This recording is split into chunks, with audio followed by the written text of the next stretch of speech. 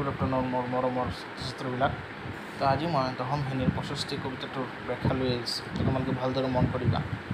আগতে 65 কবিতাটোৰ ব্যাখ্যা কৰাৰ আগতে মই কৈ আছোঁ যে 65 কবিতাটোৰ কবিৰ নাম হৈছে ৰঘুনাথ চৌধুৰী। উষাৰ কুমকুম ৰাগে ৰঞ্জিলে বহুধা দশদি উদ্বাহিত কৰি। উষাৰ কুমকুম মানে যে উষাৰটো আছে, ৰাতিপুৱা যে উষা হয় সেইদিনা কুমকুমটো মানে এটা প্ৰসাদৰ সামগ্ৰী লৈ ৰঞ্জিত কৰি পৃথিৱীয়ে চাৰিওফালে নতুন এটা উদ্ভাসিত কৰে। নৱ কিশোৰে দলে চামৰ দোলাই প্ৰকৃতি আনিলে সাদৰ। যে নতুন যিবিলাক কিশলয় আছে চামৰ দোলাই যে পশুৰ এটা ৰাজৰ মুঠালৈ প্ৰাকৃতিক আমন্ত্ৰণ জনায়।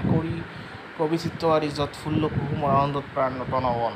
যে কবি চিত্তৱাৰী মানে মন প্ৰাণ একত্ৰ কৰি ফুল্লিত কৰি কুসুমৰ আনন্দত প্ৰাণ তন্মন কৰে ফুলৰ দৰে। মন্দিৰৰ উপেক্ষিত ৰৱা ফুলেও দিছে জাজি প্ৰেম পৰিমল। যে মন্দিৰৰ উপেক্ষা যিটোবিলাক আছে ৰৱা ফুলেও কি দিছে প্ৰেম পৰিমল কৰি দিছে, সকলোৱে দিছে। উঠে তৰু হিৰে হিৰে বন বিহংগৰ ছন্দবোৰা সমুদ্ৰোত্তাল। যে উঠে যিবিলাক তৰু আছে, গছৰ আগফালটো আছে, সেই বনৰ অৰণ্যত কি কৰে বিহংগ হৈছে পক্ষীবিলাকে কি কৰে ছন্দবোৰা তাৰ নতুন সুৰে সমুদ্ৰ কৰি তোলে। জল স্থল অন্তৰিক্ষ মানে জল আৰু স্থলত পৃথিৱীত সকলোতে যেন তাৰ মহা অভিযান চলি আছে। তাৰপিছত কৰি দীৰ্ণ জৰাজীৰ্ণ পুঞ্জীবিত ক্লেদ। যে বিতাড়িত কৰি জৰাজীৰ্ণ কৰি পুঞ্জীবিত সঞ্চিত কৰি যিবিলাক মলযুক্ত পানী আছে, গেলা মলযুক্ত পানী আছে, সেইবিলাক কি কৰে সেইবিলাক চব সঞ্চিত কৰি তোলে। শেষৰ মহাকালৰাত্ৰি যে মহাকালৰাত্ৰিটো হৈছে ৰাত্ৰিটো যে হৈছে এইটো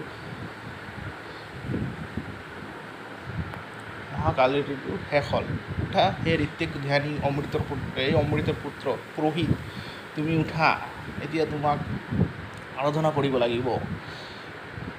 উঠা য'ত মুক্তিপথ যাত্ৰী, যিবিলাক মুক্তিপথ যাত্ৰী আছে সকলেই তোমালোক উঠা। মোহন কৃষক বেনু অনাহত ছন্দে, যে বাঁহীৰ সুৰটো আছে এইটো অনাহত ছন্দে তোমালোকে গাই যোৱা, গাই মহামহিমৰ গান।